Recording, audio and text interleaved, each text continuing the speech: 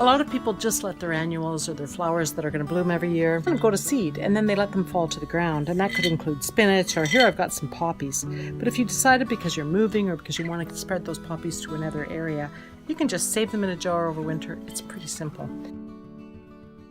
See all the seeds? Wow. There's probably 150 seeds right here. And I can just put that into the ground.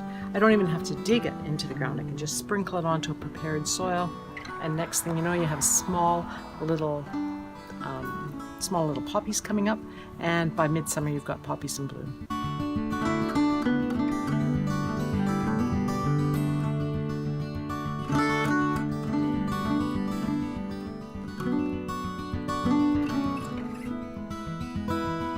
So this is Salanova lettuce. When I tip this out, you're going to see the roots are just perfect. They're going to be bright white. So I'll just split them up, and I try to handle them just by the plant. I don't want to squeeze the plant or touch the plant.